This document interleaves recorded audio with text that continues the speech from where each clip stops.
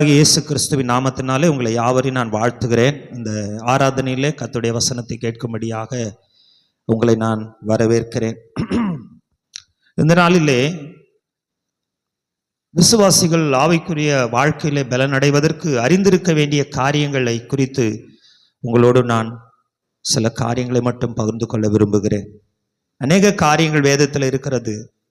ஆனால் நாம் மிக ஆழமாக தெளிவாக எந்த நேரத்திலையும் நம்மளை யாராச்சும் கேட்டா சொல்லக்கூடிய அளவிற்கு தெளிவுள்ளவங்களாக இருக்கக்கூடிய சில காரியங்களை, சத்தியங்களை இன்றைக்கு உங்களோடு கூட நான் பகிர்ந்து கொள்ள விரும்புகிறேன்.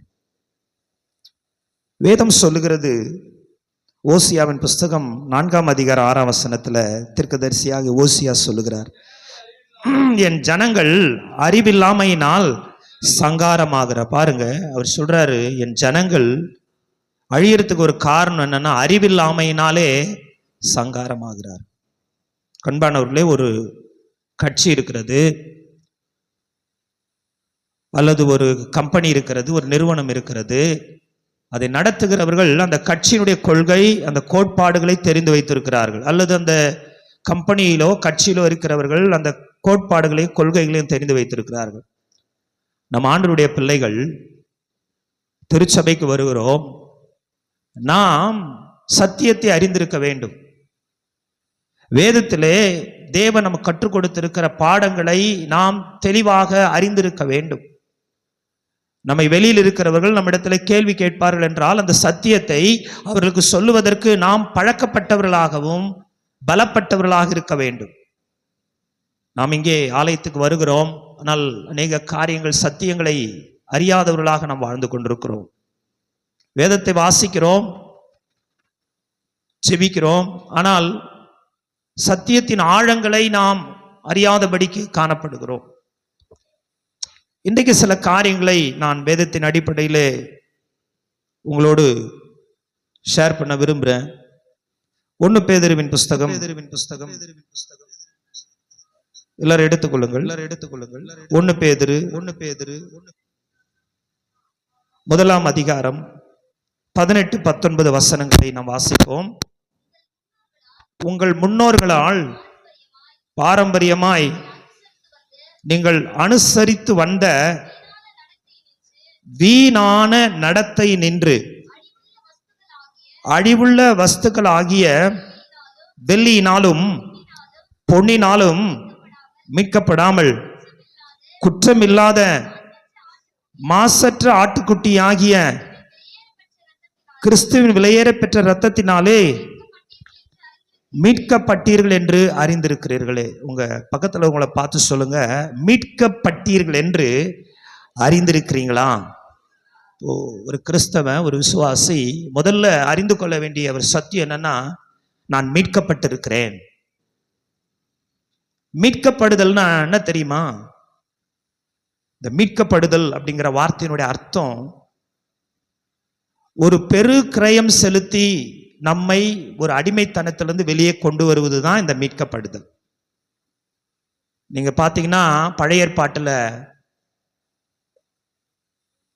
ஆண்டவருடைய ஜனங்கள், இஸ்ரவேல் ஜனங்கள் 400 ஆண்டுகளுக்கு மேலாக அவங்க அடிமைத்தனத்துல இருந்தாங்க. அந்த அடிமைத்தனத்துல இருந்த அவங்கள வெளியே கொண்டு வரும்படியாக ஆண்டவர் மோசேயை ஏற்படுத்தினார்.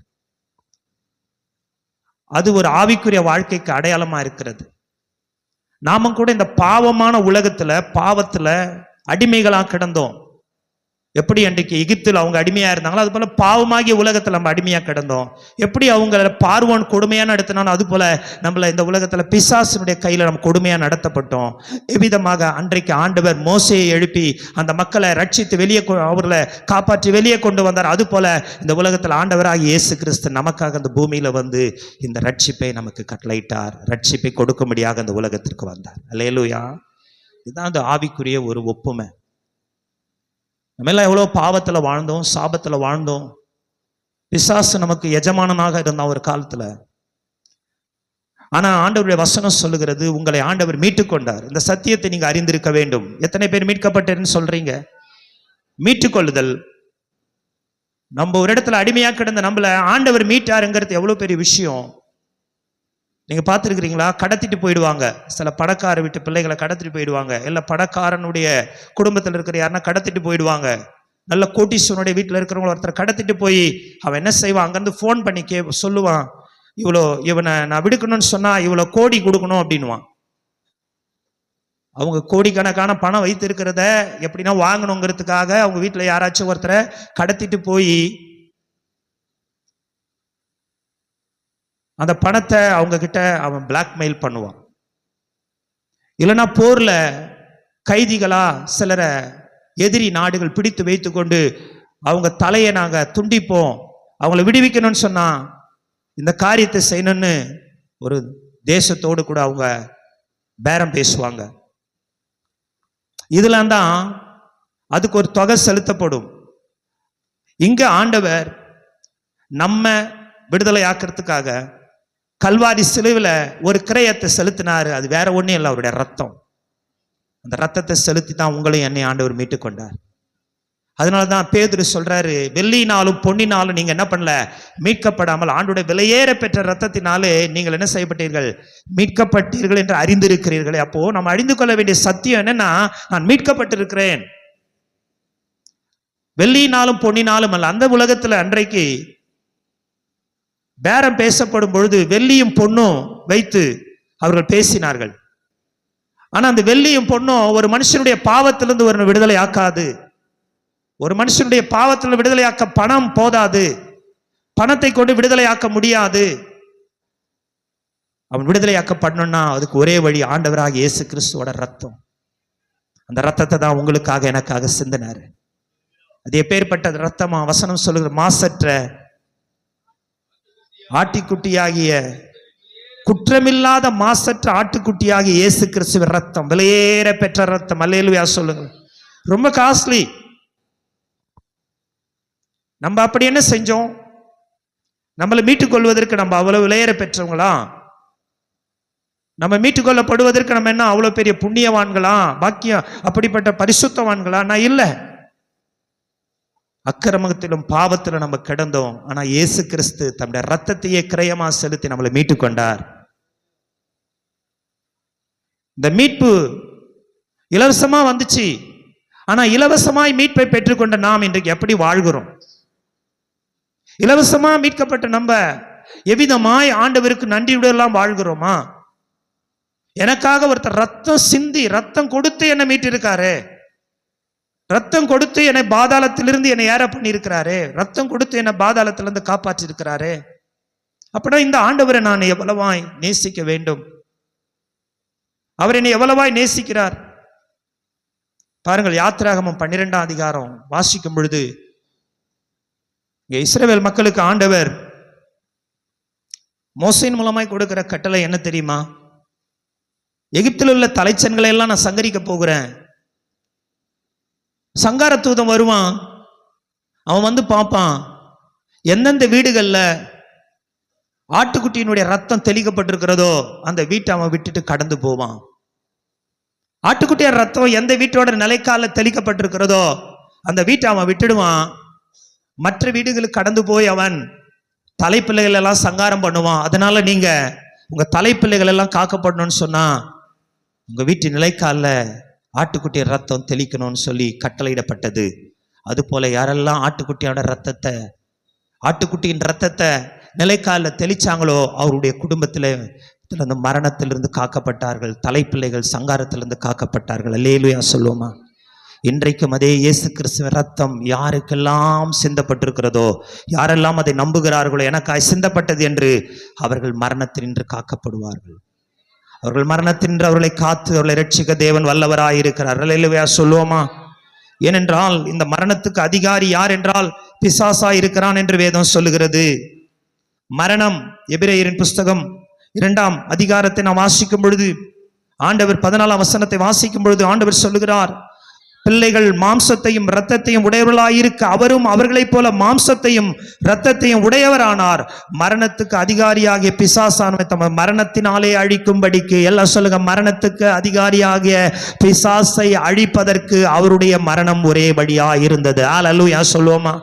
மரணத்துக்கு அவன் அதிகாரியாகிய பிசாசு, அந்த மரணத்துக்கு அதிகாரியாகிய பிசாசை அடிப்பதற்கு தேவன் என்ன செய்தாராம்? தன்னுடைய மரணத்தினாலே அவனை அழித்தாராம். அது மட்டுமல்ல, ஜீவ காலம் முழுவதும் மரண பயத்தினாலே அடிமைத்தனத்துக்கு உள்ளானவர்கள் யாவரையும் விடுதலை பண்ணும்படிக்கு அப்படி ஆனார். அல்லேலூயா சொல்லுவோமா? அடிமைத்தனத்திலே இந்த உலகம் வாழ்ந்து கொண்டிருக்கிறது. மரண பயம் என்கிற அடிமைத்தனம், பாவம் என்கிற அடிமைத்தனம், அருவருப்பான வாழ்க்கை என்கிற அடிமைத்தனம், இப்படிப்பட்டதான அடிமைத்தனத்திலே வாழ்ந்து கொண்டிருக்கிறதான உலகத்திலே அதை மீட்கும்படியாக, அவர்களை மீட்கும்படியாக இயேசு தன்னுடைய இரத்தத்தையே கல்வாரி சிலுவையிலே நமக்காக சிந்தினார். பிள்ளைகள் மாம்சத்தையும் இரத்தத்தையும் உடையவர்களாயிருக்கு. அப்படி என்றால் என்ன? நீங்களும் நானும் சதையும் இரத்தமும் உடைய மனுஷர்களாக இருக்கிறதை போல ஆண்டவராக இயேசு கிறிஸ்து இந்த பூமியிலே மனிதனாக நமக்காக வந்து அவருடைய மரணத்தினாலே பிசாசை ஜெயித்தார். ஹல்லேலூயா. அவனை வெளியரங்கமான கோலமாக்கினார். கர்த்தருக்கு ஸ்தோத்திரம். நீங்கள் எத்தனை பேர் விசுவாசிக்கிறீர்கள்? உங்களுக்கு விரோதமாய் பிசாசு செய்த எல்லாவற்றையும் இயேசு சிலுவையிலே முறியடித்து விட்டார்.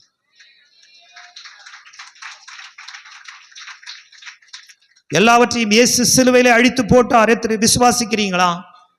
கொலோசியரின் புஸ்தகம் 2ஆம் அதிகாரம் 14ஆம் 15ஆம் வசனத்தை வாசிக்கும் பொழுது, நமக்கு எதிரடையாகவும் கட்டளைகளால் நமக்கு விரோதமாகவும் இருந்த கையெழுத்தை குலைத்து அதை நடுவிராதபடி எடுத்து சிலுவையின் மேல் ஆணி அடித்து துரைதனங்களையும் அதிகாரங்களையும் உரிந்து கொண்டு வெளியரங்கமான கோலமாக்கி அவைகளின் மேல் சிலுவையிலே வெற்றி சிறந்தார். அல்லேலூயா. கையை தட்டி சொல்லுங்க, சிலுவையின் மேலே ஆண்டவர் வெற்றி சிறந்தார். ஆமென். நீங்களும் நானும் ஆராதிக்கிற ஆண்டவர் வெற்றி சிறந்த ஆண்டவர். அவர் என்னை மீட்டுக் கொண்ட ஆண்டவர். நான் வெள்ளியினால் மீட்கப்படவில்லை, பொன்னினால் மீட்கப்படவில்லை, அதெல்லாம் அழிந்து போகக்கூடியது. ஆனால் அழியாத ஒன்றினால் நான் மீட்கப்பட்டேன். அது எது தெரியுமா? குற்றமில்லாத மாசற்ற விலையேற பெற்ற ஆட்டுக்குட்டியானவரின் இரத்தத்தினாலே நான் மீட்கப்பட்டேன். இயேசு கிறிஸ்து ஆட்டுக்குட்டி என்று ஏன் அழைக்கப்படுறாருன்னா, பழைய ஏற்பாட்டு காலத்துல தன் பாவங்களுக்காக மக்கள் ஆடுகளையும் காளைகளையும் பலியிட்டார்கள். ஒருத்தன் தன்னுடைய பாவத்துக்கு நிவாரணம் பண்ணணும்னா பழுதில்லாத ஒரு ஆட்டுக்குட்டியை கொண்டு வந்து அவன் அதை பலி செலுத்த வேண்டும். ஆனால் புதிய ஏற்பாட்டிலே நாம் பலி செலுத்துவதற்கு ஆடல்ல, அவராகவே பலியாக வந்தார். அவர்தான் ஆண்டவராகிய தேவன். அவருக்கு ஒரு பெயர் இருக்கிறது. நம்முடைய உலகத்தின் பாவத்தை எல்லாம் சுமந்து தீர்க்கிற தேவ ஆட்டுக்குட்டி. உலகத்தின் பாவத்தை எல்லாம் சுமந்து தீர்க்கிற தேவ ஆட்டுக்குட்டி. அந்த ஆட்டுக்குட்டியானவர் நம்மை மீட்டு கொண்ட விதம் என்னவென்றால், வெள்ளியினால் அல்ல, பொன்னினால் அல்ல, விலையேற பெற்ற இரத்தத்தினாலே நம்மை மீட்டுக் கொண்டார். மீட்டுக்கொள்வது என்றால் என்ன தெரியுமா? மீட்டுக்கொள்கிறது என்கிற வார்த்தையினுடைய அர்த்தம், நான் ஒரு இடத்திலே அடிமையாக இருக்கிறேன். ஒரு பாவ சந்தையிலே அடிமைகளை விற்கிறார்கள். அதை வாங்குவதற்கு அங்கே ஒருவன் ஏலம் விடுறான். இவங்களை யாருன்னா வாங்கிக்கிறீங்களா? அப்போ ஒருவர் போய் என்ன செய்றாருன்னா, பெரிய தொகையை கொடுத்து, மீட்கும் தொகையை கொடுத்து அவனை என்ன செய்றாரு? மீட்டு கொண்டு வரார். வந்த பிறகு அந்த அடிமை யாருக்கு சொந்தம்னா, கிரயம் கொடுத்து வாங்கினவனுக்கு சொந்தம். இதுவரையில அவன் வேற ஒரு ஆளோட கொடுமையான கரங்கள்ல இருந்தான், கொடுமையான இடத்துல இருந்தான். ஆனா இவர் பார்க்கிறாரு, இந்த மனிதன் பார்க்கிறாரு, அவன் மேல மனசு உருகிறாரு, அவனுக்காக ஒரு தொகையை கொடுக்கிறாரு. பெரிய தொகையை கொடுத்து அவனை தான் பக்கம் கொண்டு வந்துட்டு சொல்றாரு, என்ன சொல்றாரு தெரியுமா? இப்ப நான் உன்னை மீட்டு கொண்டுட்டேன். இனி நீ அவனுக்கு அடிமை அல்ல, நீ எனக்கு சொந்தமானவன். இப்போது விடுதலையாக்கப்பட்டாய். இனி நீ விடுதலையாய் போகலாம்.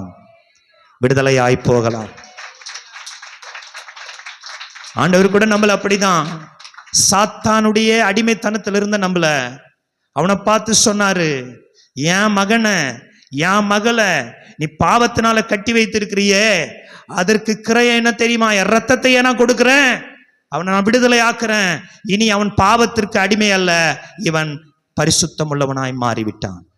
இந்த சகோதரி பரிசுத்தம் உள்ளவளாய் மாறிவிட்டால் இனி அவர்கள் பாவத்தில் இருக்க வேண்டிய அவசியம் இல்லை. பாருங்க, இப்போ ஆண்டவர் பாவத்தின் தண்டனையிலிருந்து நம்மை விடுதலையாக்குவதற்காக கல்வாரி சிலுவைக்கு போனார். பாவத்தின் வல்லமையிலிருந்து நம்மை விடுதலையாக்க. ஆனா அந்த பூமியில நம்ம வாழறோம், பாவம் செய்யறவங்களா இருக்கிறாங்களா? பாவம் செய்யறோமா? விழுந்து போறோமா? இந்த பூமியில் நம்ம வாழறவர்களும் இப்படிப்பட்டதான பாவத்தின் தன்மைகளும் சூழ்நிலைகளும் இருக்கும்.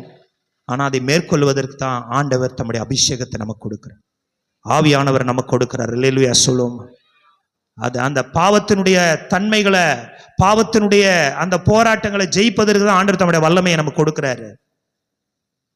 அப்போ அது ஜெயிக்கிறதுக்கு தான் வேத வசனம் தேவை, அது ஜெயிப்பதற்கு தான் பரிசுத்தாவினுடைய ஆளுகை தேவை, அது ஜெயிப்பதற்கு தான் தேவனோடு இருக்கிற ஐக்கியம் தேவை. முதல்ல நம்ம அறிந்து கொள்ள வேண்டிய காரியம் என்ன? ஆண்டவர் என்னை மீட்டு கொண்டார். அறிந்திருக்கிறீர்களா? சொல்ல, நீங்கள் அறிந்திருக்கிறீர்களே. நீங்களும் நானும் அறிந்திருக்கணும். விசுவாச ஜெப வீட்டுக்கு வர விசுவாசிகள், நான் மீட்கப்பட்டு விட்டேன், ஆண்டவர் எனக்கு கிரயம் செலுத்திட்டார். என்ன கிரயம் செலுத்தினாரா? வாசிங்க. 1 கொரிந்தியர் 6ஆம் அதிகாரம் 19ஆம் வசனம் சொல்லுகிறது, உங்கள் சரீரமானது தேவனாலே பெற்றும் உங்களில் தங்கியும் இருக்கிற பரிசுத்த ஆவி. எல்லாம் சொல்ல, பெற்றும் தங்கியும். சொல்லுங்க, பெற்றும் தங்கியும். அல்லேலூயா. என்ன பெற்றீர்கள்? பரிசுத்த ஆவியை பெற்றீர்கள். அதோடு முடியவில்லை. இந்த பரிசுத்த ஆவியானவர் உங்களுக்குள்ளாக தங்கி இருக்கிறார். நீங்கள் உங்களுடையவர்கள் அல்ல.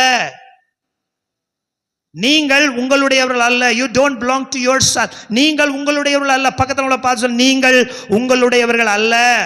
ஏன் உங்களுடையவர்கள் அல்ல? அடுத்த வசனம், அடுத்த பக்கம் 20ஆம் வசனம், கிரயத்திற்கு கொல்லப்பட்டீர்களே. எல்லாம் சொல்ல, கிரயத்திற்கு கொல்லப்பட்டீர்களே. ஆகையால் தேவனுக்கு உண்டையவளாகிய உங்கள் சரீரத்தினாலும் உங்கள் ஆவியினாலும் தேவனை மகிமைப்படுத்துங்கள். நீங்கள் பரிசுத்த ஆவியானவரை பெற்றீர்கள். அந்த பரிசுத்த ஆவியானவர் உங்களுக்குள்ளாக தங்கி இருக்கிறார். நீங்கள் பரிசுத்த ஆவியானவருடைய ஆலயமாய் இருக்கிறீர்கள். இந்த ஆலயம் உங்களுடையது அல்ல. இந்த ஆலயம் பரிசுத்த ஆவியானவருடையது. இந்த ஆலயம் தேவனுடையது. இந்த ஆலயத்தை கிரயம் கொண்டு ஆண்டவர் வாங்கிவிட்டார்.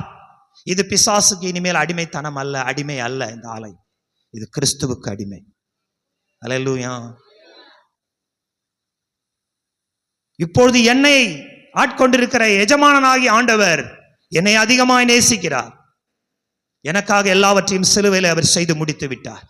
எனக்கு சமாதானத்தை தருகிறார். என் வியாதியிலிருந்து விடுதலை தருகிறார். நான் ஜெபிக்கும் போது என் ஜெபத்தை கேட்கிறார். என் போராட்டங்களிலே, கூக்குரலிலே என் அருகிலே வருகிறார். என் நோக்காக நின்று எனக்காக யுத்தம் செய்கிறார். எனக்காக யுத்தம் செய்கிறவராக இருக்கிறார். என்னை ஆதரிக்கிற தேவனாக இருக்கிறார். என்னை ஆறுதல் படுத்துகிறவராக இருக்கிறார். ஏனென்றால் நான் அவருடைய கிரயத்தினாலே மீட்டுக் கொள்ளப்பட்டேன். சொந்த ரத்தத்தினாலே என்னை வாங்கி இருக்கிறார். எல்லாம் சொல்ல, சொந்த ரத்தத்தினால். நீங்கள் ஆண்டவருடைய ரத்தத்தினாலே வாங்கப்பட்டவர்கள். பிரதர், சிஸ்டர், எபிரேயர் 9ஆம் அதிகாரத்தை நான் வாசிக்கும் பொழுது,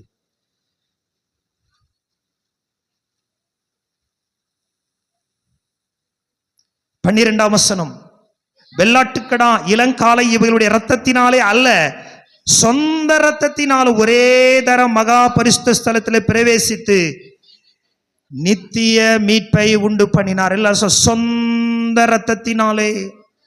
எல்லாம் சொல்ல, ஓன் பிளட். சொல்றாங்களே, என் சொந்த ரத்தங்க இது, எங்க அக்கா சொந்த ரத்தம், என் தம்பி சொந்த ரத்தம். சொல்றீங்களா? கூட போறதுனா என் சொந்த ரத்தங்க இது.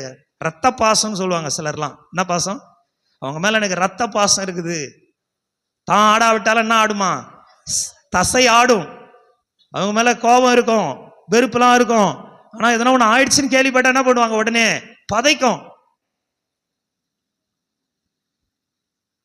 சமீபத்தில் கூட ஒருத்தர் ஒரு சம்பவத்தை சொன்னாரு.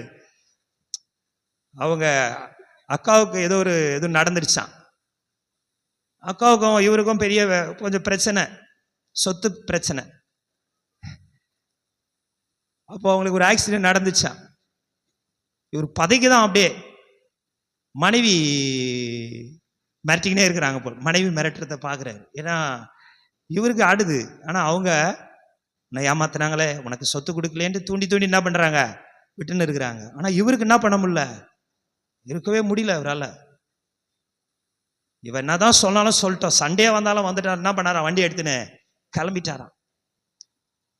அப்புறமா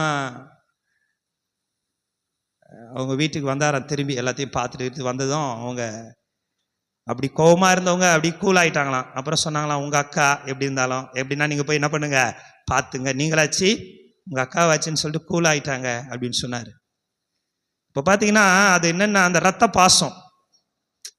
என்னது ரத்த பாசம். சில ஆட்களுக்குலாம் அந்த எந்த பாசமும் கிடையாது, எதுவுமே சேர்க்க முடியாது. சில ஆளெல்லாம் செத்தா கூட மூஞ்சில வர மாட்டேன்றது, செத்தா கூட பார்க்க மாட்டேன்றது, அது ஒரு டைப்பு. இந்த ரத்தம்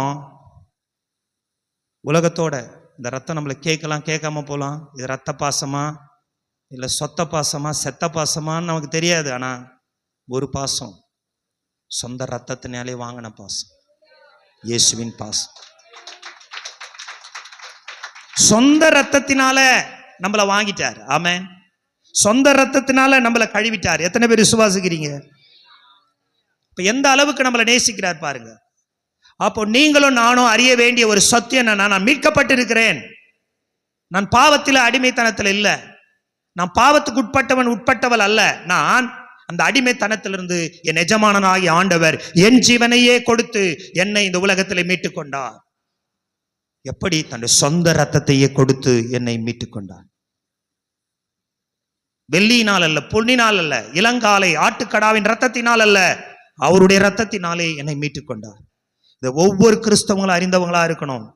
எபிரேயர் 4ஆம் அதிகாரம் 14 முதல் 16 வசனங்களை நாம் வாசிக்கும் போது, வானங்களின் வழியாக பரலோகத்திற்கு போன தேவகுமாரனாகிய இயேசு என்னும் மகா பிரதான ஆசிரியர் நமக்கு இருக்கிறபடினால் நாம் பண்ணின அறிக்கையை நம்முடைய பலவீனங்களை குறித்து பரிதபிக்க கூடாத பிரதான ஆசாரியர் நமக்கு இராமல் எல்லா விதத்திலும் நம்மை போல சோதிக்கப்பட்டும் பாவமில்லாதவராயிருக்கிற பிரதான ஆசாரியரே நமக்கு இருக்கிறார். ஆதலால் நாம் இரக்கத்தை பெறவும் ஏற்ற சமயத்தில் சகாயம் செய்யும் கிருபை அடையவும் தைரியமாய் கிருபாசன தண்டையிலே சேர கடவோம். அல்லேலூயா.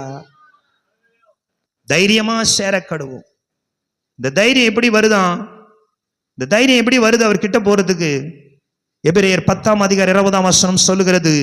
எபிரேயர் 10:20, அந்த மார்க்கத்தின் வழியாய் அவருடைய ரத்தத்தினாலே நமக்கு தைரியம் உண்டாயிருக்கிறது. எல்லா 2 கரங்களையும் உயர்த்தி ஹல்லேலூயா. அவருடைய ரத்தத்தினாலே எனக்கு தைரியம் உண்டாயிருக்கிறது. அவருடைய சமூகத்திலே போவதற்கான தைரியம் அவருடைய ரத்தத்தினாலே உண்டாயிருக்கிறது.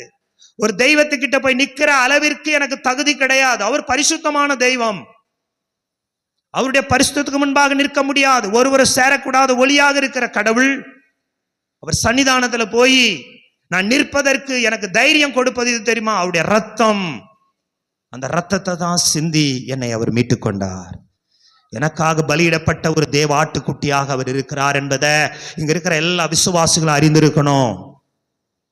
நீங்க மீட்கப்பட்டு இருக்கிறீங்க, நீங்க தேவனுக்குரியவங்க. உங்க சரீரத்தால தேவனை கனம் பண்ணணும்னு ஆண்டவர் சொல்றாரு. நம்ம எதை செய்தாலும், புசித்தாலும் குடித்தாலும் எல்லாமே தேவனுக்கு மகிமையை கொண்டு வர வேண்டும். நாம் உடுத்துகிற உடையாக இருக்கட்டும், குடிக்கின்ற காரியங்கள், உணவு உட்கொள்ளுகிற காரியங்கள் எதுவாக இருந்தாலும் ஆண்டவருக்கு மகிமையை கொண்டு வருதான்னு பார்க்கணும். நான் உடுத்துகிற உடையால் ஒருத்தர் இடரல் அடைகிறாங்கன்னு சொன்னா அது தேவனுடைய மகிமைக்கு எதிராக இருக்கிறது. நான் செய்கின்ற எல்லாம் ஆண்டவருக்கு இது மகிமையான்னு தான் நம்ம பார்க்கணும். இது நமக்கு தகுதியாங்கிறத பார்க்கணும். நம்ம பாவம் செய்யறோமா பாவம் செய்யலையாங்கிறது அடுத்தது, ஆனால் தகுதியானதா இல்லையாங்கிறத பார்க்கணும். என் சரீரம் அவரால் பெற்ற அவருடைய ஆவியானவர் தங்கியிருக்கிற சரீரம். அப்ப நான் என்ன பண்ணணும்? என்னுடைய சரீரத்தினால கர்த்தரை கனப்படுத்தணும். ஏன்னா நான் அவருக்காக மீட்டுக் கொள்ளப்பட்டுட்டேன், அவருக்காக ஊழியம் செய்ய அழைக்கப்பட்டுட்டேன். ஆமென். அவரை ஆராதிக்க நான் அழைக்கப்பட்டுட்டேன், அவருக்காக வாழ நான் அழைக்கப்பட்டுட்டேன்.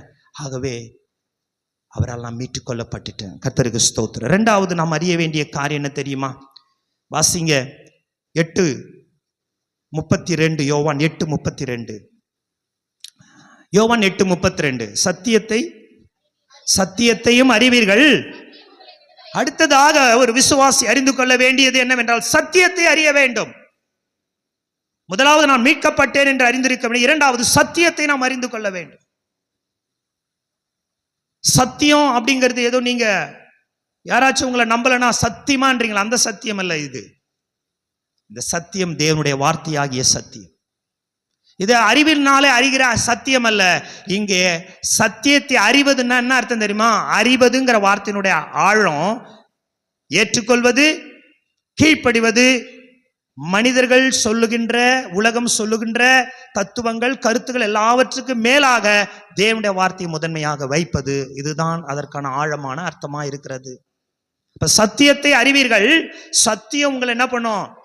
எல்லாம் சொல்லுங்க. எது விடுதலையாக்கும்? ஆண்டவர் யாரு? நானே வழியும் சத்தியமோ குமாரன் உங்களை விடுதலையாக்கினால், அடுத்த வசனம் அது, குமாரன் உங்களை விடுதலையாக்கினால் மெய்யாகவே விடுதலை ஆவீர்கள். இது ஆண்டவர் யாருக்கு சொல்றார் தெரியுமா? அவரை விசுவாசித்த யூதர்களுக்கு சொல்றார். யூதர்கள் ஆண்டவரை மேசியா கிறிஸ்துன்னு ஏற்றுக்கொள்ளல. ஆண்டவர் அப்படி ஏற்றுக்கொள்ளல. ஆண்டவர் அவங்க எப்படி பார்த்தாங்க தெரியுமா?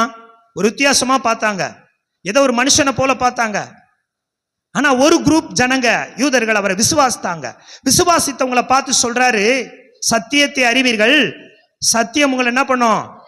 அதுக்கு அவங்க என்ன சொல்றாங்கன்னா, ஆண்டவரே நாங்களாம் ஆபிரகாமின் சந்ததி, நாங்களாம் ஆபிரகாமுடைய குடும்பத்துல பிறந்தவங்க, ஆபிரகாமோட சந்ததி, எங்களுக்கு விடுதலைலாம் தேவையில்லை, நாங்க ஒன்னும் அடிமை கிடையாது, நாங்களாம் அடிமைத்தனத்திலிருந்து வரல, ஏன்னா எங்க அப்பா ஆபிரகாமு, எங்க பிதா ஆபிரகாமு, அவர் சந்ததியிலிருந்து நாங்க வந்தவங்க, எங்களுக்கு விடுதலை என்ன அவசியம் இருக்கிறது? ஆண்டவர் சொல்றாரு, என்ன சொல்றாரு தெரியுமா? அவங்கள பார்த்து என்ன சொல்றாருன்னா, 37ஆம் வசனம், நீங்கள் ஆபிரகாமின் சந்ததியார் என்று அறிவேன், ஆனால் உங்களுக்குள்ளே என் உபதேசம் இடம்பெறாதபடியால், உங்களுக்குள்ளே என் உபதேசம் இடம்பெறல. சத்தியம் என்னன்னா கடவுளின் உபதேசம். ஆமென் சொல்லுங்க. சத்தியம் என்றால் என்ன? அவருடைய வார்த்தை தான் சத்தியம். 17ஆம் அதிகாரம் யோவான் 17ஆம் வசனம் 17 உம்முடைய சத்தியத்தினாலே, உம்முடைய வசனமே சத்தியம். எல்லாம் கையை உயர்த்தி ஹல்லேலூயா சொல்லுவோமா? ஆண்டவரே உங்க வசனமே சத்தியம். இந்த வசனமாகிய சத்தியத்தை வைத்து அவர்களை பரிசுத்தமாக்கும்.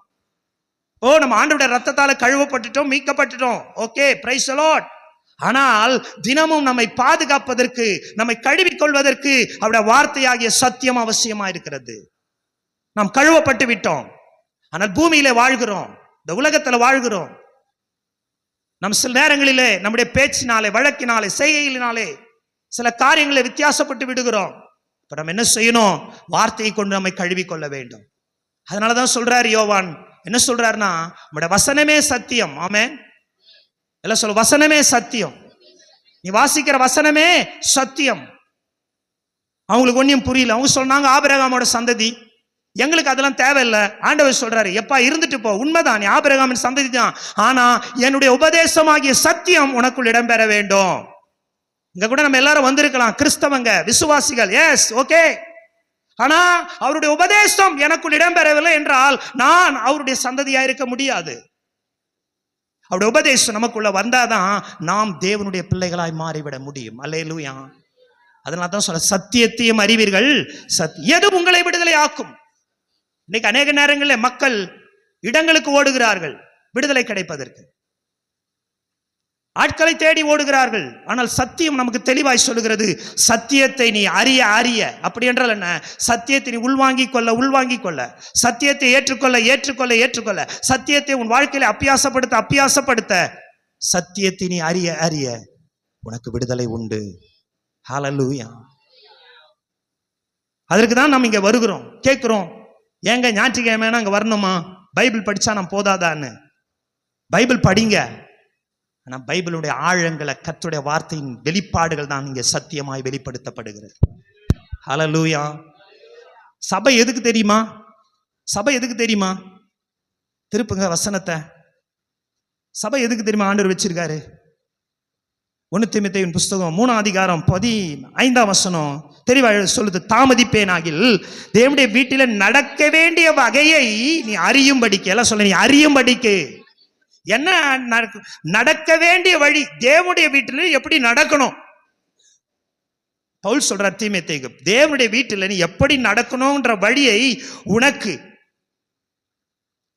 எழுதுகிறேன். அந்த வீடு ஜீவனுள்ள தேவனுடைய சபையாய் சத்தியத்துக்கு தூணும் ஆதாரமா இருக்கிறது. எல்லாம் கையை தட்டி சொல்லுங்க, இந்த சபை என்பது தேவனுடைய சத்தியத்திற்கு தூணும் ஆதாரம். ஒரு சபை என்பது சத்தியத்திற்கு தூணும் ஆதாரமாயிருக்க வேண்டும். ஆதாரம் என்று சொன்னால் தாங்கி நிற்கின்ற ஃபவுண்டேஷன். தூண் என்று சொன்னால் ஒரு அமைப்பையே தாங்கி நிற்கின்ற ஒரு காரியம், ஒரு பில்லர். தூணும் சத்தியம் ரெண்டுமே முக்கியம். பாருங்க, அடிப்படையும் அதுதான், தாங்கி நிற்பதும் அதுதான். ஒரு சபைக்கு அடிப்படையே சத்தியம்தான், சபையை தாங்கி நிற்கதும் சத்தியம்தான். அல்லேலூயா. இன்னைக்கு சபைகளில் சத்தியங்கள் பேசப்படுறது இல்லை. சத்தியங்கள் பேசப்பட்டால் அதை மக்கள் கேட்கறது இல்லை. சபைகள் சத்தியத்தை மக்கள் இன்றைக்கு விரும்புறது இல்லை. அவர்கள் செவி தினவுள்ளவர்களாகி என்ன பண்றாங்களாம், ஒரு கட்டுக்கதைகளுக்கு தங்கள் செவியை சாய்க்கிற காலத்தில் நம்ம வந்திருக்கிறோம். அதனால தான் இன்னைக்கு யூடியூப்களில் பார்க்கும் பொழுது தேவையில்லாத கதைகள் அதிகமாக பேசுறாங்க, தங்களுடைய அனுபவங்கள் அதிகமாக பேசுறாங்க, அதிகமாக விளையாட்டுத்தனமான காரியங்கள் அங்க இருக்கிறது. பொழுதுபோக்கான ஒரு இடமாக இன்னைக்கு சபைகள் மாறி வருகிறது.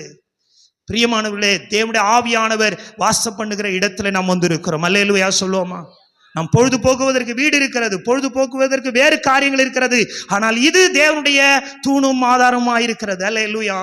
சபை என்றால் அப்படித்தான் இருக்க வேண்டும் என்று என்னுடைய முன்மாதிரியா இருக்கின்ற ஊழியக்காரனாகிய பவுல் எழுதுகிறார். என்ன எழுதுகிறார் என்றால், சபை என்றால் தேவனுள்ள ஜீவனுள்ள தேவனுடைய வீடு. அந்த வீடு சபை. அந்த வீடு எப்படி இருக்கணுமா? சத்தியத்துக்கு தூணும் ஆதாரமா இருக்க வேண்டும். அல்லேலூயா. நீங்கள் ஒன்றை மட்டும் சொல்லலாம், நம்முடைய சபை குறித்து பெருமையாக மேன்மையாக பேசுவதற்கு ஒன்றுமில்லை என்றாலும் ஒன்றை சொல்லலாம், எங்கள் சத்தியம், எங்கள் சபையிலே சத்தியம் சொல்லப்படுகிறது என்பதை நீங்கள் சொல்லவில்லை. இருந்தால் சொல்லலாம், இல்லை என்றால் விட்டுவிடலாம். சத்தியத்தை அறிவீர்கள். ஹல்லேலூயா. இதுதான் நம்முடைய வாழ்க்கையை புரட்டி போடுகிறது. இதுதான் நம்முடைய வாழ்க்கையிலே மாற்றங்களை கொண்டு வருகிறதா இருக்கிறது. எனக்கு அருமையான தேவ ஜனமே, யோவான் 15:3 சொல்றாரு, நான் உங்களுக்கு சொன்ன உபதேசத்தினாலே நீங்கள் இப்பொழுது சுத்தமாயிருக்கிறீர்கள். எல்லாம் சொல்லுங்க, உபதேசம் தான் என்னை சுத்தமாக்குகிறது. ஏன் நான் இங்க சபைக்கு வருகிறேன்? என்னை சுத்தமாக்கி கொள்ள வருகிறேன். எதை கொண்டு சுத்தமாக்கி கொள்ள வருகிறேன்? உபதேசத்தை கொண்டு சுத்தமாக்கி கொள்ள வருகிறேன். அல்லேலூயா. எபேசியரின் புஸ்தகத்தை எடுத்துக்கொள்ளுங்கள், 5ஆம் அதிகாரம் 26ஆம் வசனம். தாம் அதை திருவசனத்தை கொண்டு தண்ணீர் முழுக்கினால் சுத்திகரித்து பரிசுத்தமாக்குகிறதும். எதை கொண்டு? திருவசனத்தை கொண்டு. எல்லாம் சொல்ல, திருவசனம். இதுக்கு என்ன வசனம் பேரு? திருவசனம். அழகான தமிழ், திருவசனம். வசனத்துக்கு முன்னால் என்ன போட்டிருக்கு? திருவசனம். எவ்வளோ எவ்வளோ எவ்வளோ மரியாதைக்குரிய வார்த்தை பாருங்க, திருவசனம். திரு என்பது மரியாதைக்குரியன்னு அர்த்தம் இல்லையா? திருன்னு போடுறாங்கல்ல, சில நேரத்தில் திருன்னு போடலனாலே கோவம் வந்துடுதா? வந்துடுதுல. திருன்னு போடல, என்ன திருன்னு போடல, மிஸ்டர்னு சொல்லலை, மிஸ்டர்னு போடல. எல்லாவற்றுக்கும் மேலானது இந்த பூமியிலே மரியாதைக்குரியது ஒன்று இருக்கும் என்றால் அது தேவனுடைய வார்த்தை, திருவசனம். திருவசனம் சொல்றாரு. அவரு என்ன சொல்றாருன்னா, இப்ப நம்ம வாசிச்ச பகுதி திரும்ப வாசிங்க. திருவசனத்தை கொண்டு தண்ணீர் முழுக்கினால் சுத்திகரிக்கிறாரு. சபையை எப்படி கழுவுறாரு ஆண்டவர்? மா இங்க வரீங்களே, உங்களை எப்படி கழுவுறாரா? வசனத்தை கொண்டு கழுவுறாரு. Hallelujah. Pastor, why should I come to church? Why should I attend the service? ஏன் நான் சபைக்கு வரணும்? ஏன் சபையில வந்து கலந்து கொள்ளும் பாஸ்டர்? எங்க நீங்க கழுவ பண்ணுங்க, நான் கழுவ பண்ணுங்க, கர்த்தருடைய வார்த்தையினால கழுவ பண்ணுங்க. இந்த வாரம் முழுக்க அங்க எங்க அப்படி போயிட்டு வரோம், வேலைக்கு போறோம், அங்க போறோம், இங்க போறோம், உறவுகள் அவங்க வீடுகளுக்கு போறோம், கரைப்படுறோம், சில விஷயங்கள் எவ்வளவு காரியங்களா இருக்கு. வந்துடணும், நம்மை கழுவிக் கொள்வதற்கு வந்துவிட. ஒவ்வொரு நாளும் வசனத்தை கொண்டு நாம் வேதத்தை வாசித்து வாசித்து வாசித்து நம்ம என்ன செய்த வேண்டும்? கழுவிக்கொள்ளும். வேதம் வாசிப்பது மட்டுமல்ல, போதிப்பதற்கான அபிஷேகம் கொடுக்கப்பட்ட தேவ மனிதர்களை தேவன் ஏற்படுத்தி வைத்திருக்கிறாரே, அந்த வெளிப்பாடுகள் மூலமா இன்னும் ஆழமாக நாம் பரிசுத்தம் அடைய வேண்டும். அதற்காகத்தான் தேவன் இங்கே நம்மை கொண்டு வருகிறார். அல்லேலூயா. உபதேசத்தினாலே நீங்கள் எப்படி இருக்கிறீங்க? பரிசுத்தமாக்கப்படுவீர்கள். அல்லேலூயா. வசனம் சொல்லுகிறது, 15ஆம் அதிகாரம் யோவான் 3ஆம் வசனம். யோவான் நான் உங்களுக்கு சொன்ன உபதேசத்தினாலே நீங்கள் இப்பொழுது சுத்தமாக இருக்கிறீர்கள். பக்கத்தோட கையை குலுக்கி சொல்லுங்கள், ஆண்டவர் சொன்ன உபதேசம் தான் உங்களை சுத்தமாக மாற்ற முடியும். ஹல்லேலூயா. உலகத்தில் மக்கள் முயற்சிகளை செய்கிறார்கள். அவர்கள் முயற்சியான காரியங்களை எடுத்து சுத்தமாக இருக்க வேண்டும் என்று விரும்புகிறார்கள். சொல்றாங்க, அந்த பயிற்சி பெறேன், அந்த பயிற்சி எடுக்கிறேன், மென்டல் எக்ஸசைஸ் பண்றேன், இந்த காரியம் பண்றேன், அந்த காரியம் பண்றேன். தம்பி கூட சொன்னாங்க, எனக்கு ரொம்ப குழப்பமா இருக்கு சிந்தையில, ஏதேதோ நினைவுகள்லாம் வருது அங்கிள், ஜெபம் பண்ணுங்க அப்படின்னு. இப்ப நான் சொன்ன, உன்னுடைய சிந்தைய வசனத்தால நிரப்பு. அல்லேலூயா சொல்லுங்க. வசனத்தால சிந்தைய நிரப்பணும். சங்கீதக்காரர் சொல்றான், நம்முடைய வசனத்தின் இருதயத்துல வைத்து வைத்து. சங்கீதக்காரர் சொல்றாரு, வாலிபன் தன் வழியை எதனால்? வசனத்தின்படி தன்னை காத்துக் கொள்கிறதுனால. இன்னைக்கு வாலிப பிள்ளைங்க வசனத்தை வாசிக்கிறதே இல்லை. செல்போன்ல இருக்கிற நாட்டம் வசனத்துக்கு மேல போல அதிகமாக செல்போன். இன்னும் குறை காலத்துல அறிவியலாளர்கள் சொல்றாங்க, டாக்டர்ஸ் சொல்றாங்க, பிள்ளைகள் வளருகிற பிள்ளைகளுடைய நரம்புகள் பாதிக்கப்பட்ட பிள்ளைகளாக தான் அது இருக்குங்க. கண்ணு பாதிக்கப்பட்ட பிள்ளைகள், காது பாதிக்கப்பட்ட பிள்ளைகள். ஏன்னா அவன் எப்பவுமே இயர்போன் எங்க வச்சிடுறான்? காதுல வச்சிடுறான். சத்தம் டைரக்டா வந்து விழறதுக்கு இல்லை, இன்டைரக்டா வந்து விழறதுக்கு தான் காதுல. எதையுமே நேரடியா கொண்டு போய் அங்கேயே என்ன பண்றான் அவன்? அந்த அந்த அந்த அப்பேரட்டஸ் எடுத்து போய் என்ன பண்றான்? அந்த காதுலயே போய் சொருகுறான். அந்த இயர் ட்ரம்னு ஒன்று சொல்லுவாங்க, செவி பறை. அந்த செவி பறையிலேயே போய் என்ன பண்றான்? டம்மு டம்முன்னு அடிக்குது. அது கூட ரொம்ப சவுண்டு சிலதெல்லாம். அது நீங்க செல்போனை யூஸ் பண்ணும்போது டிவைஸை கேட்கும், ஹை வால்யூமா இருக்குது, குறைக்க விரும்புறீங்களா? ஆமாம்மா, அதெல்லாம் பார்க்க மாட்டான். அவனுக்கு ஹை வால்யூம் ஆகுது, லோ வால்யூம் ஆகுது. அதுலேயே அந்த டிவைஸ்லேயே வரும், நீங்க ரொம்ப ஹையா போயிட்டு இருக்கிறீங்க அப்படின்னு. காது, கண்ணு. அன்னைக்கு கூட நான் சொன்னேன் பாருங்க, ஒரு பேங்க்ல இருந்து நான் வெளியே வர, பேங்க்ல நின்றுட்டு இருக்கேன் கவுண்டர்ல. அந்த பேங்க்ல இருக்கிற ஆபீசர், ஒரு அம்மா ஒரு குழந்தைகிட்ட செல்லை கொடுத்துட்டு அது விளையாடிட்டு இருக்குது. அவர் திட்டுறாரு. அவர் வந்து அவங்க அவங்களோ, ஆனா அந்த ஆபீசர் வந்து திட்டுறாரு, ஏமா கொஞ்ச நாச்சும் உனக்கு யோசனை இருக்குதாமா, ஒரு குழந்தைகிட்ட செல்போனை கொடுத்துருக்கிறிய, குழந்தை சின்ன வயசுல கண்ணு பாதிக்கப்படுமா, நரம்பு பாதிக்கப்படுமான்ற அத்தனை பேரும் இருக்கிறாங்க. அவங்க முன்னால சொல்லிட்டு போறாரு. இப்ப பாதிக்கப்படுறத தான் நம்மால் விரும்புறானே தவிர பலன் அடைவதை விரும்புறதில்லை. கடவுளுடைய வசனம் பலனடைய செய்யும். கடவுளுடைய வசனம் உயர்வுக்கு கொண்டு போகும். அல்லேலூயா. அதை வாசித்து அதை நம்ம அபியாசப்படுத்தும் போது அது நமக்கு மேன்மைகளையும் பலனையும் கொண்டு வருது. ஆனா இன்னைக்கு இருக்கிற வாலிப பிள்ளைகள் வசனத்தின் மீது நாட்டம் கொள்வதில்லை. என்னைக்குனாச்சும் பைபிள் வாங்கி கொடுக்கலன்னு பையன் அழுதுருக்கிறானா? இல்ல. ஆனா செல்போன் வாங்கி கொடுக்கலனா அழுறான், பைக் வாங்கி கொடுக்கலனா அழுறான், அது எல்லாம் வாங்கி கொடுக்கலாம். ஒரு 500 ரூபாய் பைபிள் வாங்கி கொடுக்கலன்னு என்னைக்குன்னா அழுதுருக்கிறானா?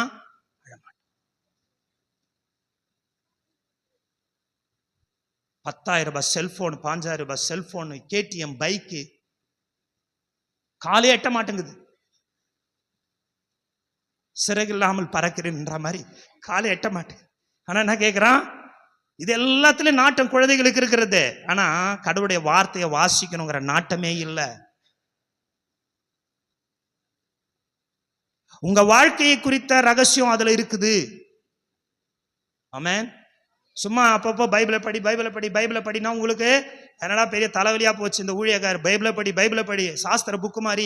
நான் என்ன முனிவரா போறேன்னா, இல்லை நான் யாரும் போறேன்னா என்னை பைபிள் படின்றார. நான் சொல்றேன், இது மதத்துக்காக அல்ல, இது மதத்திற்கான புத்தகம் அல்ல, பக்திக்கான புத்தகம். அடுத்தது உங்கள் வாழ்க்கைக்கான புத்தகம், உங்கள் வாழ்க்கையை வழிகாட்டுகிற புத்தகம், உங்கள் வாழ்க்கையை நேரிய இடத்துல கொண்டு போகிற புத்தகம். அல்லேலூயா. சத்தியத்தை அறிவீர்கள், அது உங்களை சுத்தமாக்குகிறது. ஆமென். அது நம்மை சுத்தமாக்குகிறதா இருக்கிறது. 2 யோவான் 1 அதிகாரம், 2 யோவான் 1 வசனம் நிக்கணும், 2 யோவான் 4 வசனம், 2 யோவான் 9 வசனம் வாசிங்க. 2 யோவான் 1, நமக்குள் நிலை நிற்கிறதும்.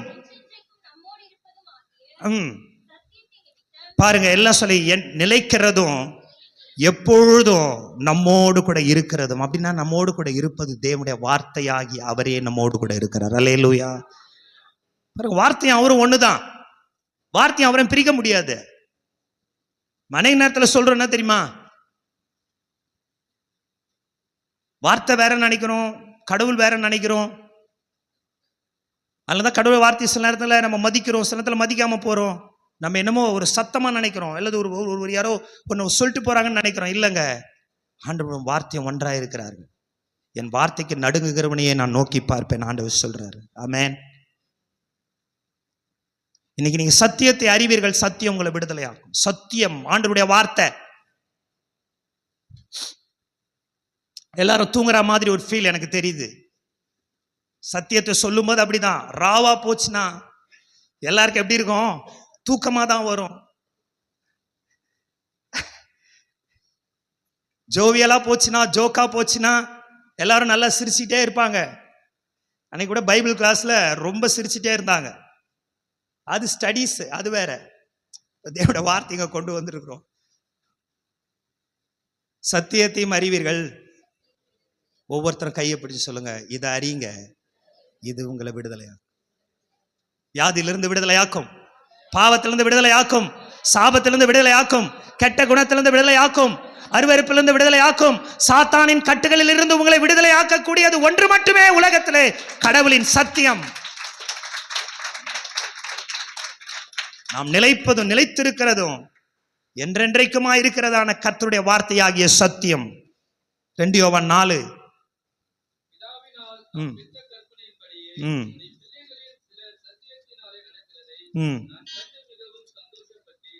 கர்த்தருக்கு ஸ்தோத்திரம். அவர் சொல்றாரு, யோவான் சொல்றாரு, ஒருத்தர் பார்த்து சொல்றாரு, உங்க பிள்ளைகள்லாம் சத்தியத்தில் நடக்கிறாங்க, நம்ம பிள்ளைகள்லாம் சத்தியத்தில் நடக்கிறாங்கன்னு கேள்விப்பட்ட உடனே எனக்கு ரொம்ப சந்தோஷம். ஒரு சபைக்கு எது சந்தோஷம் தெரியுமா? ஒரு ஊழியக்காரனுக்கு எது சந்தோஷம் தெரியுமா? இந்த விசுவாசிகள் சத்தியத்தில் நடக்கிறாங்க, இவங்க கடவுளை வெளிப்படுத்துறாங்க. பாஸ்டர் அன்னைக்கு போனோம் பாஸ்டர், உங்க சர்ச்சு பாப்பா தான் இருந்தாங்க இந்த ஹாஸ்பிட்டல்ல, எவ்வளோ ஒரு அன்பா கவனிச்சாங்க தெரியுமா? ஆண்டவருடைய அன்பை நான் பார்த்தேன் அப்படின்னு சொல்லும்போது இது எவ்வளோ பெரிய சந்தோஷம். சந்தோஷமா இல்லையா? சொல்லுங்களேன். பாஸ்டர் அவங்க உங்க சர்ச் தானா அந்த பிரதர்? ஆமா.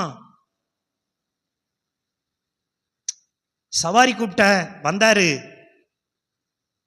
மற்றவங்களாம் அவ்வளவா கேட்டாங்க, அவர் நியாயமா கேட்டாரு. ரொம்ப சந்தோஷம் பாஸ்டர், தேங்க்யூ. இதுக்கும் சத்தியத்துக்கு என்ன அர்த்தம் இருக்குதுன்னு நீங்க கேட்கலாம். நமக்குள் போகிற தேவ வார்த்தை நம்ம நீதியாய் நியாயமாய் நடக்க தூண்டுகிறது. அல்லேலூயா. நீங்க ஸ்கூல்ல போறீங்க, ஸ்கூல்ல இருந்து உங்களுக்கு அழைப்பு வருது, உங்க டீச்சர் உங்க பிள்ளையோட டீச்சர் கூப்பிடுறாங்க, மா உங்க அப்பாவை கூப்பிட்டு உங்க அம்மாவை கூப்பிட்டுவான்னு நீங்க போறீங்க. போன உடனே சொல்றாங்க, உங்க பிள்ளை நல்லா கீழ்ப்படுதல் உள்ள பிள்ளை, அமைதலா கிளாஸ்ல இருக்கும், வம்பு தும்புலாம் பண்ணாது, நல்ல கீழ்ப்படுதலான பிள்ளை, பாருங்க நல்ல மார்க் எடுத்திருக்கு, நல்ல ரேங்க் எடுத்திருக்குன்னு தான் உங்களுக்கு எப்படி இருக்கும்? எப்படி வருவீங்க? வரும்போது ரொம்ப சந்தோஷமா வருவீங்க. வந்து சும்மா இருக்க மாட்டீங்க. என்ன பண்ணுவீங்க? சொல்லுவீங்க 4 பேர்கிட்ட, என்னாச்சும் என்னன்னு, இன்னைக்கு என்ன கூப்பிட்டாங்க, நான் என்னமோ ஏதோன்னு போனேன், டீச்சர் எவ்வளவு பாராட்டினாங்க, என் குழந்தைய பற்றி நல்ல குணத்தெல்லாம் பாராட்டினாங்க, ரொம்ப சந்தோஷம். அதே போலதான் ஒரு சபைக்கும் சந்தோஷம் என்பது விசுவாசிகளை குறித்த நற்சாட்சி தான் சபைக்கு சந்தோஷம். சபையில வருகிற சத்தியத்தில் என்ன பண்றாங்க? நடக்கிறார்கள் என்று சொன்னபோது அந்த யோவான், அப்போஸ்தலனாகிய யோவானுக்கு ஒரு மகிழ்ச்சி. அது மட்டுமில்ல, 2 யோவான் 9 வாசிங்க.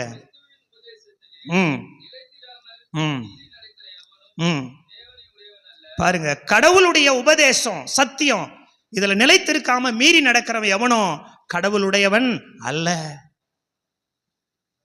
அப்ப அவருடைய சத்தியத்துல நிலைத்து இருக்கணுங்க. அதான் ஆண்டவர் சொன்னாரு, நான் உங்களிலோ நீங்கள் என்னிலோ, என் வார்த்தை உங்களிலோ நிலைத்திருப்பதாக. இப்ப இந்த வார்த்தை தான் உங்க வாழ்க்கையில விடுதலையை கொண்டு வரும். இந்த சத்தியம் தான் உங்கள் வாழ்க்கையில மாற்றங்களை கொண்டு வரும். அதனாலதான் சத்தியம் பேசுகிற சபைகளாக நம்முடைய சபையானது இன்னும் வர நாட்களில் இன்னும் அதிகமாய் பெருக வேண்டும். அல்லேலூயா. சத்தியத்தை தேடி ஓடுகிற ஒரு காலம் வரப்போகுது. ஏன்னா இன்னைக்கு சத்தியங்கள் இல்லை. வேதம் என்ன சொல்லுகிறதோ அதை நாம் போதிப்பதற்கு தான் அழைக்கப்பட்டிருக்கிறோம். இப்போ 2வது நாம் அறிய வேண்டியது என்ன? சத்தியத்தை அறிவீர்கள், சத்தியம் உங்களை. 3வது, இதோட நான் முடிக்கிற 3வது பாயிண்ட், 2 தீமோத்தேயு 1:12 வாசிங்க. 2 தீமோத்தேயு 1:12 எடுத்துக்குங்க. 2 தீமோத்தேயு 1:12.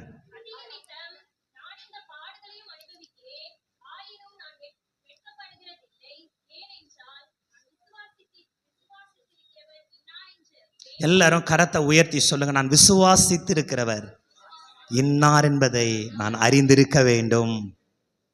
நான் அவங்களை இப்ப ஒரு கேள்வி கேட்கிறேன். நீங்க விசுவாசிக்கிற இயேசு எப்படிப்பட்டவர்?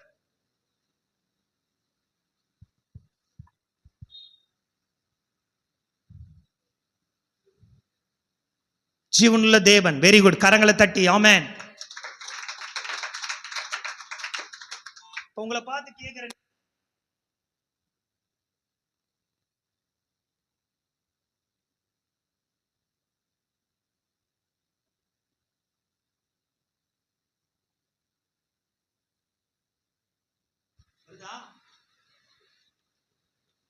எந்த ஸ்வீட் பிடிக்க டக்குன்னு வருது? நான் இப்ப கேட்கிறேன் உங்களை பார்த்து, நீங்கள் விசுவாசிக்கிற இயேசு எப்படிப்பட்டவர்னு கேட்டா, யாரோ ஒருத்தர் அங்கிருந்து ஜீவன் உள்ளவர்ன்றாரு. மீதி பேர்லாம் அவர் சொல்லட்டும், அவருக்கு தான் ஜீவன் உள்ளவர், நமக்கு இல்லை அப்படின்ற மாதிரி உட்கார்ந்து இருக்கிறீங்களே. நீங்க சொல்லுங்க, ஒவ்வொருத்தரும் சொல்லுங்க, ஒவ்வொருத்தரா நீங்களா சொல்லுங்க, நீங்கள் விசுவாசிக்கிற இயேசு யாருங்கிறதுக்கு பதில சொல்லுங்களேன். சொல்லுங்க சொல்லுங்க சொல்லுங்க. நான் எல்லாரையும் கேட்க, நீங்க அப்படியே சொல்லுங்க. கும்பல்ல சேர்ந்துனா அப்புறம் அல்லேலூயா போடாம சொல்லுங்க, எல்லாம் சொல்லுங்கம்மா. ஏம்மா, நீங்க விசுவாசிக்கிற இயேசு எப்படிப்பட்டவர் அப்படிங்கிறத நீங்க சொல்லுங்க. ஜீவன் உள்ளவர், ரட்சிக்கிறவர், பரிசுத்தப்படுத்துகிறவர், ஜீவன் தருகிறவர். உங்களுக்கு என்ன செஞ்சார் அது சொல்லுங்க. இதுல என்ன சொல்லியிருக்கிறது இல்லை, உங்களுக்கு என்ன செஞ்சார் அவரு, உங்களுக்கு எப்படிப்பட்டவர் இயேசு எப்படிப்பட்டவரோ என்று காண யார் வகை தேடினது? சகை வகை தேடினா கண்டுபிடிச்சானா? கண்டுபிடிச்சானா? என்ன கண்டுபிடிச்சான்? என்ன கண்டுபிடிச்சான்? இவர் தான் ரட்சகர், இவர் வந்தா தான் நம்ம வீட்டுக்கு ரட்சிப்புன்றதை கண்டுபிடிச்சான். அல்லேலூயா. நீங்க விசுவாசிக்கிற தெய்வம் யாருன்னு உங்களுக்கு அறிஞ்சிருக்கிறீங்களா? அறிஞ்சிருக்கிறீங்களா? பவுல் சொல்றார், நான் விசுவாசிக்கிற தெய்வம் யாருன்னு எனக்கு தெரியும்பா. யாராச்சும் உங்களை பார்த்து கேட்டா, நீங்க விசுவாசிக்கிற தெய்வம் இயேசு எப்படிப்பட்டவர் சொல்லணும். ஜீவனுள்ளவர், ரட்சிக்கிறவர், மரணத்தினின்று காக்கிறவர், வியாதியில் விடுதலை தருகிறவர், என்னை மேன்மையாக வைக்கிறவர், என்னை சமாதானத்தால் நிரப்புகிறவர், அவர்தான் நான் விசுவாசிக்கிற இயேசு. அவர் எனக்காக பாவத்திற்காக ரத்தம் சிந்தி என்னை மீட்டுக்கொண்டு வாழ வைத்துக் கொண்டிருக்கிறவர். நீங்க போய் அவரை கேட்டீங்கன்னா அவர் என்ன சொல்லுவார் தெரியுமா? நம்ம பவுல் ஐயாவை கேட்டீங்கன்னா அவர் சொல்லுவார், 1 தீமோத்தேயு தானே இப்ப நம்ம பார்த்த 2 தீமோத்தேயு 2:12 சொல்றாரு. என்ன சொல்றாரு தெரியுமா? 9ஆம் வசனத்துல 2 தீமோத்தேயு 1ஆம் அதிகாரம் 9ஆம் வசனம், அவர் நம்முடைய கிரியைகளின் மீது ரட்சிக்காமல் ஆதி காலம் முதல் கிறிஸ்து இயேசுவுக்குள், இப்படி சொல்லுங்க எல்லாரும், நான் விசுவாசிக்கிற தேவன் கிருபையின்படி என்னை ரட்சித்தார், பரிசுத்த அழைப்பினாலே என்னை அழைத்தார், மரணத்தை பரிகரித்தார், ஜீவனையும் அழியாமையையும் சுவிசேஷத்தினாலே வெளிப்படுத்தினார். அல்லேலூயா. நான் விசுவாசிக்கிற தெய்வம். இன்னொன்னு சொல்றாரு, அப்படியே போங்க இந்த பக்கம் 1 கொரிந்தியருக்கு போங்க, டிராவல் பண்ணுங்க. 1 கொரிந்தியருக்கு டிராவல் பண்ணுங்க.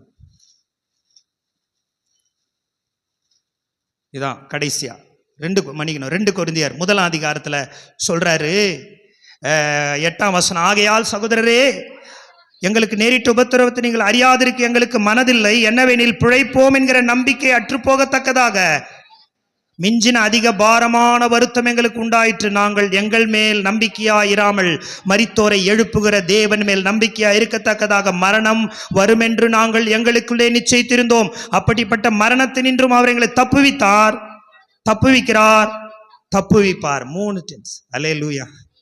நான் விசுவாசிக்கிற தெய்வம் என்னை தப்புவித்தார், தப்புவிக்கிறார், தப்புவிப்பார். எல்லாம் சொல்ல, தப்புவித்தார், தப்புவிக்கிறார், தப்புவிப்பார்.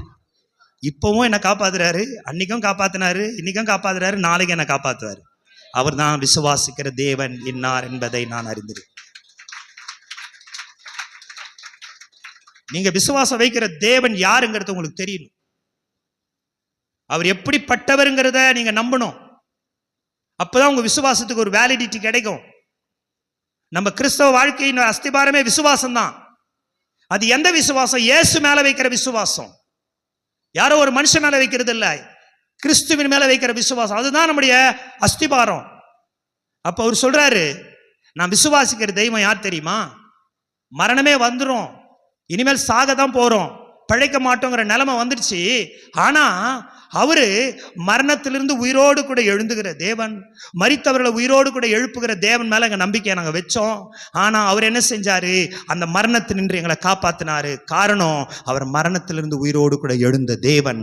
அன்றைக்கு எனக்கு மரணம் வர வேண்டி இருந்தது, எங்களுக்கு மரணம் வர வேண்டி இருந்தது, நாங்கள் சாக வேண்டி இருந்தது. ஆனா கர்த்தருக்கு ஸ்தோத்திரம், நாங்கள் ஆராதிக்கிற எங்கள் தேவன் மரணத்தினின்று 3வது நாள் உயிரோடு கூட எழுந்ததினால மரணமே வந்தாலும் எங்களை காப்பாற்ற அவர் வல்லவராயிருக்கு. அன்றைக்கு எங்களை தப்புவித்தார், இன்றைக்கு தப்புவிக்கிறார், நாளைக்கும் எங்களை தப்புவிப்பார். அல்லேலூயா சொல்லுவோமா?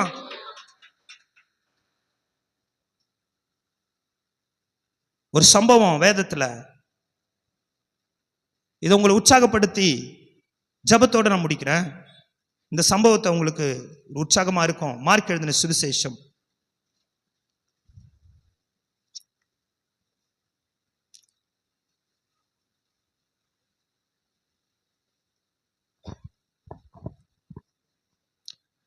5ஆம் அதிகாரம் 22ஆம் வசனத்துல வாசிக்கிறோம். அப்பொழுது எபிரி என்பவன் வந்து அவரை கண்டவுடனே அவர் பாதத்தில் விழுந்து, என் குமாரத்தி மரண அவஸ்தைப்படுகிறாள், நீர் வந்து வையும், அப்பொழுது பிழைப்பால் என்று அவரை மிகவும் வேண்டிக் கொண்டான். பாருங்க 35ஆம் வசனம். அவர் இப்படி பேசிக் கொண்டிருக்கையில் தன்னுடைய வீட்டிலிருந்து சிலர் வந்து, இனி ஏன் போதகரை வருத்தப்படுத்துகிறீர்கள் என்றார்கள். அவர்கள் சொன்ன வார்த்தையை இயேசு கேட்டவுடனே ஜபாலை தலைவனை நோக்கி, பயப்படாதே, விசுவாசம் உள்ளவனாயிரு என்று சொல்லி. அல்லேலூயா. இங்க ஒரு சம்பவத்தை பார்க்கிறோம். எபிரு தன்னுடைய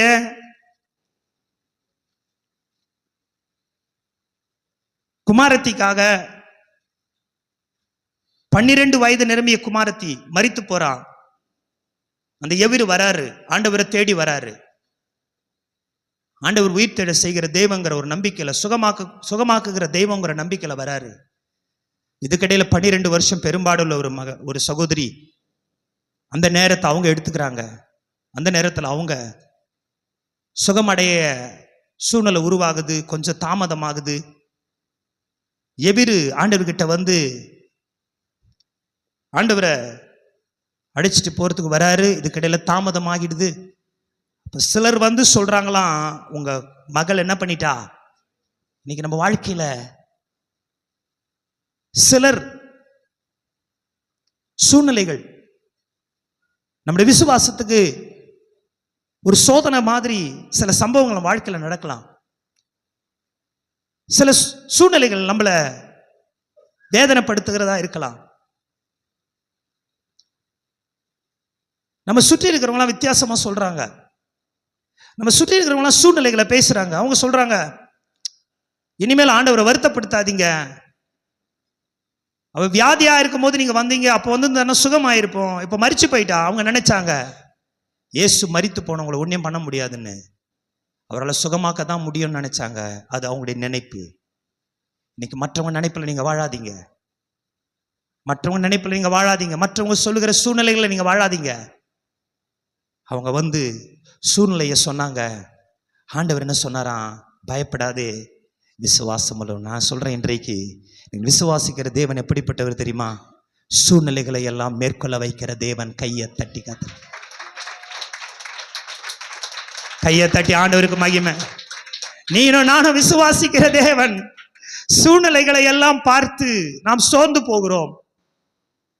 நம்மை பலவீனப்படுத்த அல்லது நம்மை வேதனைப்படுத்த அல்லது நம்முடைய விசுவாசத்தை குலைக்க, நீ ஏன் இன்னும் சர்ச்சுக்கு போற, நீ ஏன் இன்னும் கடவுள்கிட்ட பக்தியா இருக்கிற, இன்னும் நீ ஏன் அது மாதிரி பண்ணிட்டு இருக்க, இதெல்லாம் முடிஞ்சு போச்ச. சிலர் வந்து எபிருகிட்ட சொல்லும்போது ஆண்டவர் இதை கேட்டுக்கிட்டே இருக்கிறாரு.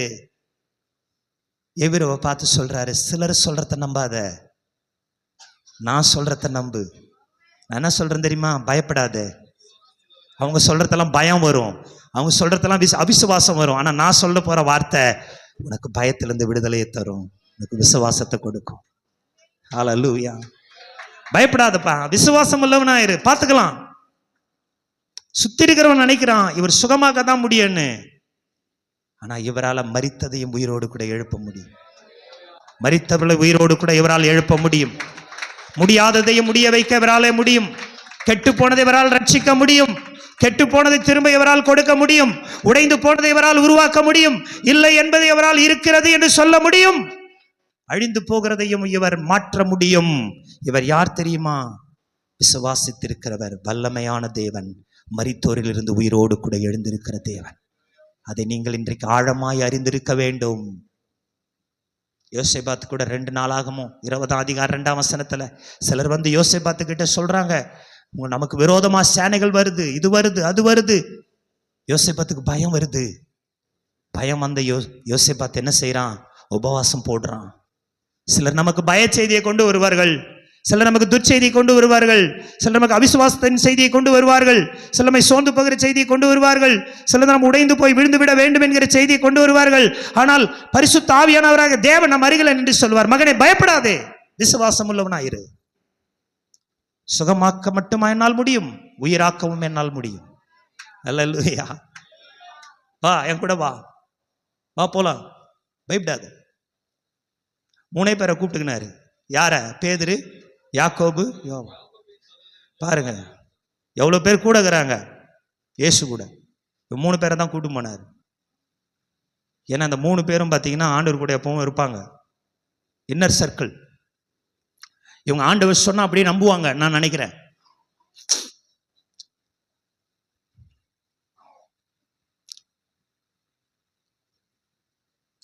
எல்லாரையும் ஆண்டவர் வெளியே போக சொல்றாரு. அந்த வீட்டுக்குள்ள போறாரு. வீட்டுல போனா ஒரே அழுது புலம்புறாங்க. ஆண்டவர் போய் சொல்றாரு, பிள்ளை மரிக்கவில்லை. என்ன சொல்றாரு? விசுவாசம் எப்படி பேசுது பாருங்க. பக்கத்துல பிள்ளை மரிக்கவில்லை.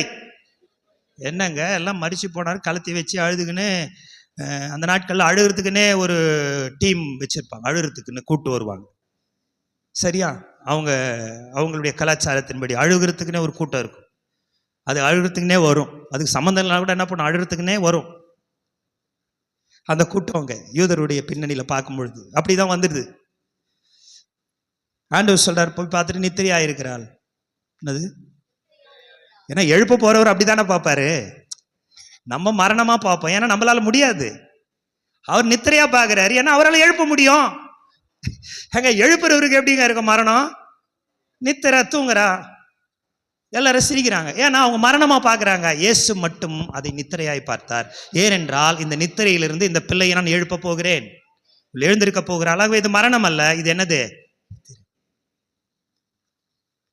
நான் சொல்றேன், இன்னைக்கு சூழ்நிலை என்ன சொல்லுது அதை நம்பாதீங்க. சுத்தி இருக்கிறவங்க என்ன சொல்றாங்க அதை நம்பாதீங்க. இயேசு சொல்றத நம்புங்க. இயேசு சொல்றத நம்புங்க. இயேசு சொல்றத நம்புங்க. கர்த்தராகிய இயேசு கிறிஸ்து என்ன சொல்ற அதை நம்புங்க. அதை நம்புங்க.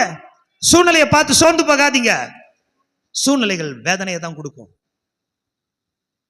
சில ஆள் துர்ச்செய்தி பரப்புறதுக்குனே இருப்பான், துர்ச்செய்தி கொண்டு வரதுக்குனே இருப்பாங்க, அதைரியப்படுத்துறதுக்குனே இருப்பாங்க. சில ஃபேக்ட் சொல்றேன்னு சொல்லிட்டு நம்மள இப்படிப்பட்ட காரியங்களை வேதனைப்படுத்துவாங்க. ஆனா ஆண்டவர் அந்த நேரத்தில் சொல்றாரு, என்ன சொல்றாரு தெரியுமா? பிள்ளையை கையை பிடித்து தலித்தாகுமி என்றார். அதற்கு சிறு பெண்ணை எழுந்து என்ற அர்த்தமாம். உடனே சிறு பெண் எழுந்து நடந்தால், 12 வயதுள்ளவளா இருந்தால் மிகுந்த ஆச்சரியப்படுவார். அவருக்கு ஆகாரம் கொடுக்கும்படி சொன்னார். இப்போ நமக்கு ஒரு கேள்வி வருது, என்னங்க இதெல்லாம் எல்லாத்தையும் எழுதி வச்சுக்கிறாங்க? ஆகாரம் கொடுக்கும்படி சொன்னார், தண்ணீர் கொடுக்கும்படி சொன்னார். ஏன்னா அங்கே இருக்கிற பார்ட்டி இருக்குது இல்லை, அது என்ன தெரியுமா சொல்லும்? மயக்கத்துல இருந்து எழுப்பிட்டாரு, திருப்பி அது என்ன பண்ணுறோம், திருப்பி போய் என்ன பண்ணுவோம், அது குழந்தை செத்துறோம். அதான் தற்காலிகமாக தான் இருக்கும் போல இருக்கு. சொல்ல உட்காரு, சாப்பாடு கொடு, எல்லாரும் பார்க்கட்டும். அந்த குழந்தையினுடைய உயிர்த்தெழுதல் உண்மையானது தான். அந்த குழந்தை நான் உயிரோடு எழ செய்தது உண்மையானது தான். அல்லேலூயா. எனக்கு அருமையான சகோதரா சகோதரி, இன்னைக்கு நீ எதை பார்த்து கொண்டிருக்கிற? அதைரியப்பட்டு போயிருக்கிறியா? சூழ்நிலைகளை பார்த்து அதைரியப்பட்டு போயிருக்கிறியா? மக்களை பார்த்து அதைரியப்பட்டு போயிருக்கிறியா? அவங்களுக்கெல்லாம் காதை க்ளோஸ் பண்ணு. ஆண்டவருக்கு தெரியும், எவரு கண்டிப்பா பயப்படுவாரு. மறிச்சு போயிட்டால குழந்தை, பயம் வரும், என்ன செய்ய போறோம், வேதனை. ஆனாலும் ஆண்டவர் கூடவே அவன் போறான். நீங்க விசுவாசிச்சு சூழ்நிலைகள் எல்லாம் தாண்டி ஆண்டவர் கூடவே போனீங்கன்னா அற்புதம் நடக்கும். விசுவாசம் விசுவாசம் விசுவாசம். அல்லேலூயா. விசுவாசம். ஆமென். எவிர் ஒருவேளை ஆண்டவரே முடிஞ்சு போச்சு ஆண்டவரே, விட்டுருங்க ஆண்டவரே ப்ளீஸ், நான் பார்த்துக்கிறேன் ஆண்டவரேன்னு சொல்லியிருந்தாருன்னா குழந்தை திரும்ப பெற்றிருக்கவே முடியாதுல்ல.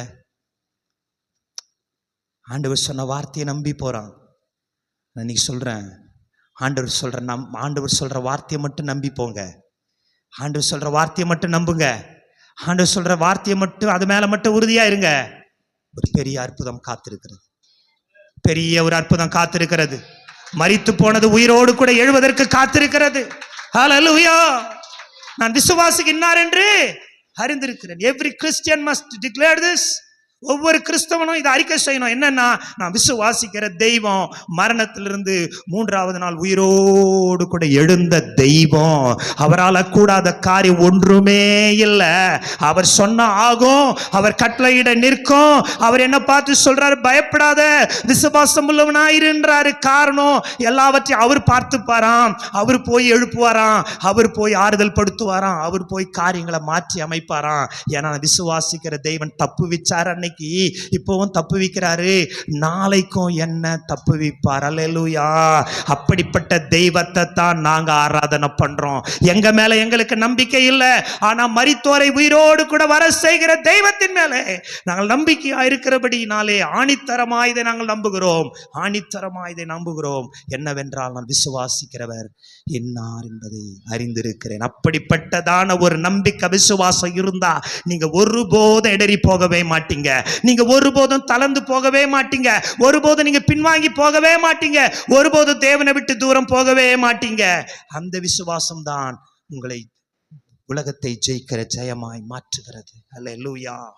முதலாவது நான் அடைய வேண்டியது என்ன தெரியுமா?